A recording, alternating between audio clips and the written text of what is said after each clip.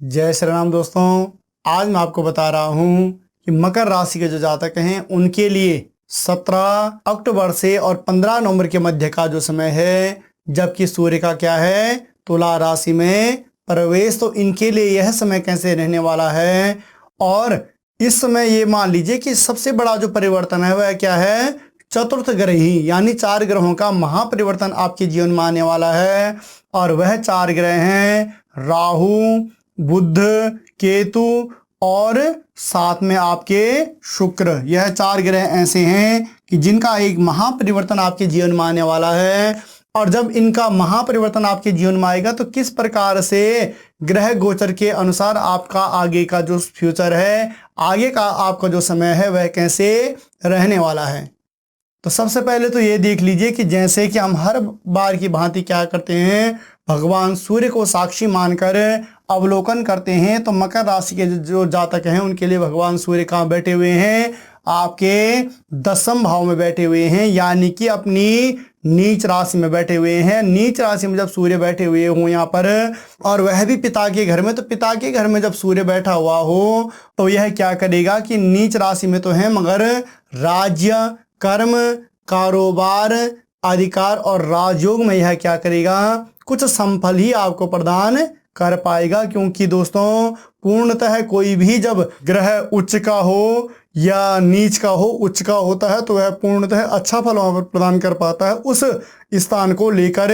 और नीच का जब होता है तो उस स्थान को लेकर वह कुछ न्यून फल ही प्रदान कर पाता है। यानी कि नीच ग्रह क्या होता है, हमेशा लगभग अनिष्ट फल ही ज्यादा प्रदान करता है। तो प्रदान करने का ये तात्पर्य कि तो वैसे तो भगवान सूर्य नारायण ऐसे हैं कि किसी भी ग्रह में बैठे हुए हों तो तब भी अच्छा फल प्रदान करते हैं, मगर यहाँ पर अपनी जब नीच राशि में यह बैठे हुए हैं तो कुछ न्यून फल यह प्रदान कर पाएंगे। यानी कि अगर हम माने कि इसमें पद प्रतिष्ठा से संबंधित या कारोबार से संबंधित या अधिकार से संबंधित, तो इन चीज़ों में कुछ न्यूनता आने वाली है। यानी कि इन चीज़ों में उतना अच्छा फल आपको प्रदान नहीं होने वाला है। उसके बाद दोस्तों पुनः आते हैं हम भूमिपुत्र मंगल। तो भूमिपुत्र मंगल कहाँ बैठे हुए हैं, आपके भगवान सूर्य नारायण के साथ में ही बैठे हुए हैं। 10वां मंगल हमेशा अच्छा माना गया है, मगर यहाँ पर क्या है कि पिता और पुत्र यानी कि मंगल जब सूर्य के साथ में बैठा हुआ हो तो यह यहाँ पर एक अंगारक योग भी बना रहा है। सूर्य अपनी नीच राशि में भी बैठा हुआ है। तो ये मान लीजिए कि जहां मंगल इन चीजों में बढ़ोतरी करेगा, यानी कि आपके कारोबार में बढ़ोतरी करेगा, आपके अधिकार में बढ़ोतरी करेगा, आपके राजयोग में बढ़ोतरी करेगा और आपको अच्छा फल अवश्य ही प्रदान करेगा। क्योंकि मेघ वृश्चिक योग भौमः, मेघ और वृश्चिक राशि का जो स्वामी है वह मंगल है और वह पिता के घर में बैठा हुआ है। अगर यह फल फलित ऐसा होता है दोस्तों कि जो मकर राशि के जो जातक हैं, अगर कई बार हमारे बच्चों की मकर राशि है, हमारी कोई अन्य राशि है, तो वह वहां से भी हमें फल अच्छा प्रदान होगा। और अगर हमारी स्वयं की राशि ही मकर है और तब हमारे मंगल यहाँ पर बैठे हुए हों तो तब भी हमें भी क्या होगा, पैतृक संपदा का लाभ भी प्राप्त होगा। और प्लस क्या होगा कि मंगल यहाँ पर जब होगा तो यह अच्छा ही फल हमें प्रदान अवश्य करेगा। उसके बाद पुनः हम आते हैं बुध में। तो बुध भी यहाँ पर बैठे हुए हैं, सूर्य के जैसा फल यह आपको यहाँ पर प्रदान करने वाले हैं।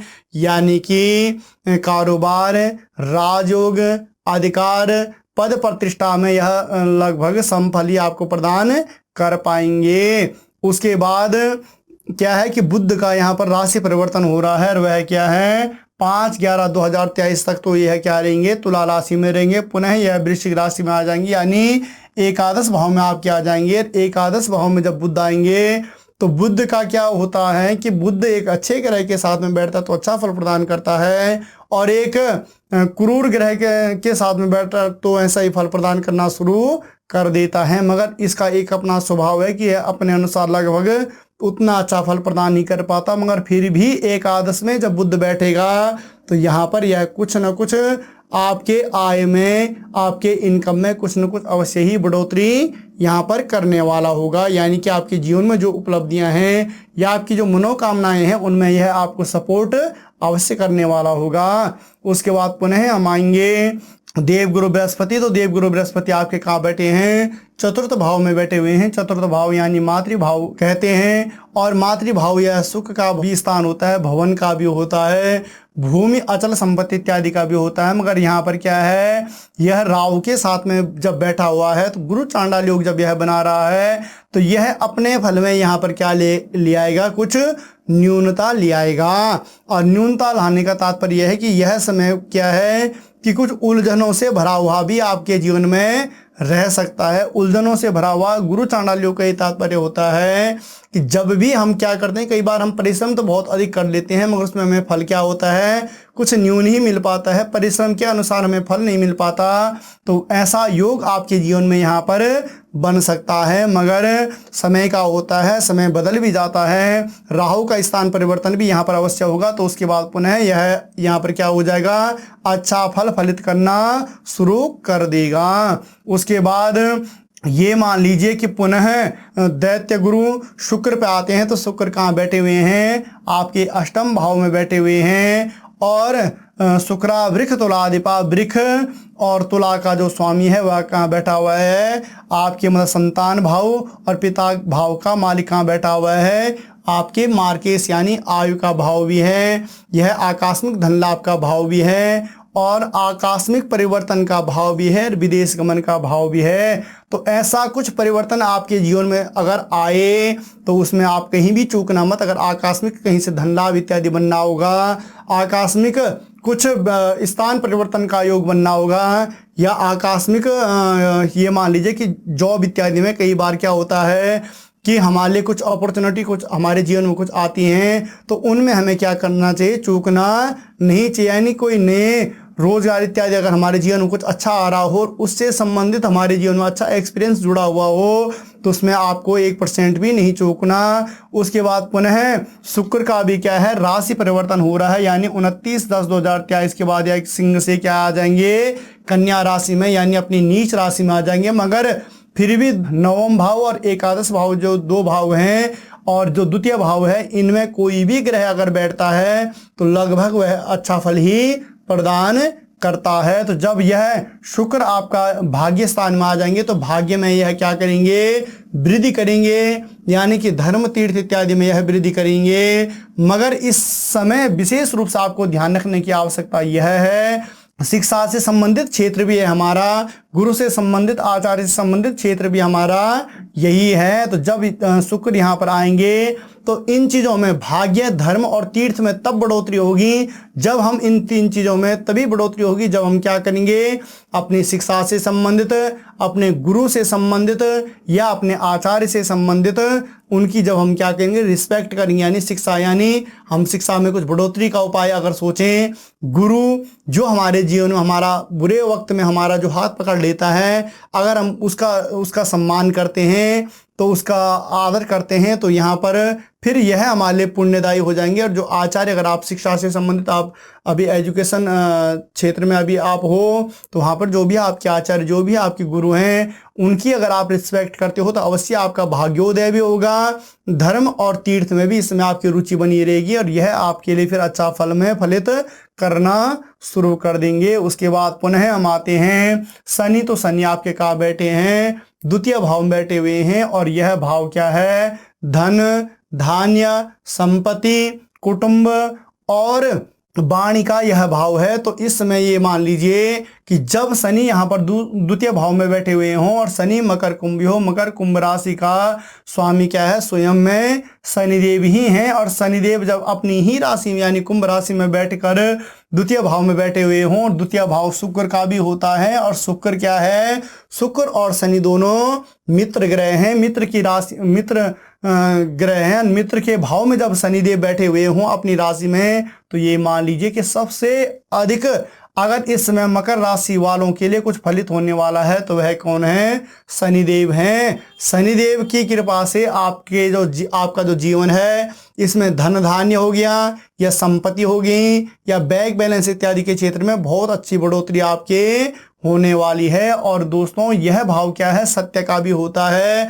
तो शनिदेव क्या है, वह न्याय प्रिय ग्रह है, न्याय संगत ग्रह है, यानी कि आपको यहाँ पर असत्य का त्याग करना पड़ेगा। अगर आप असत्य का त्याग कर सकते हो तो यकीनन मानिए 101% शनिदेव क्या करेंगे, आपके जीवन में 4 चांद ले आएंगे। यानी कि जो ग्रह आपको यहाँ अनिष्ट फल प्रदान कर रहे हैं उन ग्रहों के दृष्टिकोण से देखें तो शनिदेव यहाँ आपको क्या करना शुरू कर देंगे, अच्छा फल प्रदान करना शुरू कर देंगे। तो कुल मिला के अगर मकर राशि के हम सारे ग्रहों का अवलोकन करें तो उनमें सबसे स्ट्रॉन्ग इस समय जो आपके हो रहे हैं वह कौन हो रहे हैं, शनिदेव हो रहे हैं। तो शनिदेव की कृपा से, और यह जो घर होते हैं द्वितीय भाव, छठा, आठवां और आपका द्वादश भाव जो होते हैं, इन भाव में जो ग्रह बैठते हैं या विदेश गमन की योग भी बनाते हैं, तो शनिदेव इस समय विदेश गमन की योग भी आपके जीवन में बना सकते हैं। अगर आप काफी समय से प्रयास कर रहे हो और इस समय अगर आप प्रयास करते हो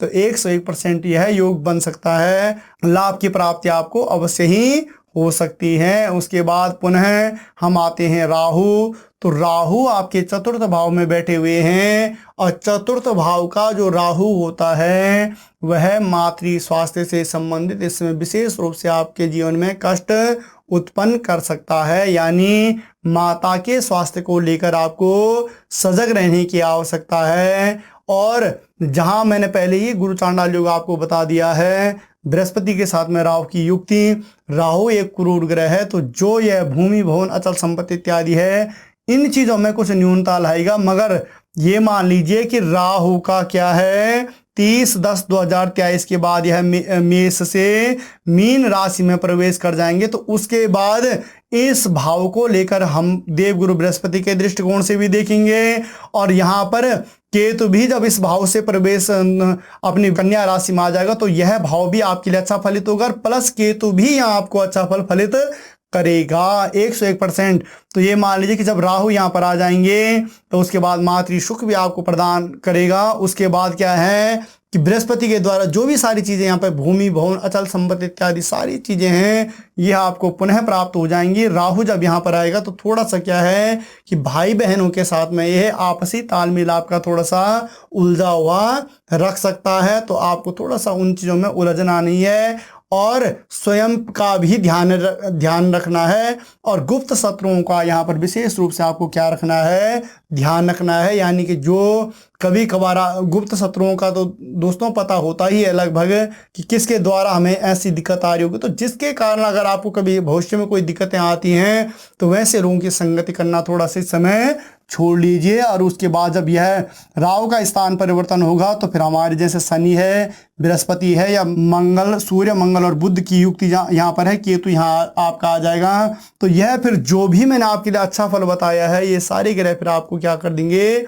अच्छा फल फलित कर देंगे। उसके बाद पुनः केतु पाते हैं, तो केतु क्या है, आपके पिता के घर में बैठे हुए हैं। तो पिता के घर में केतु की सूर्य के साथ में थोड़ा अच्छी युक्ति नहीं है, तो जब सूर्य के साथ में इनकी अच्छी युक्ति नहीं है तो इन चीज़ों में कुछ न्यूनता लाएंगे। यानी माता के स्वास्थ्य से संबंधित यहाँ पर आपको सजग किया, यहाँ पर थोड़ा सा पिता के स्वास्थ्य को लेकर आपको सजग कर रहा हूँ, इनको लेकर आपने ध्यान रखना है। उसके बाद क्या हो जाएगा कि पुनः 30/10/2023 के बाद तुला में क्या है, तुला से कन्या राशि में यह प्रवेश कर जाएंगे। तो जब कन्या राशि में यह प्रवेश कर जाएंगे तो यह भाव जो त्रिग्रही योग यहाँ पर आपका बना है, 3 ग्रहों का योग यहाँ पर बना हुआ है, यह 101% आपको अच्छा फल फलित करेगा।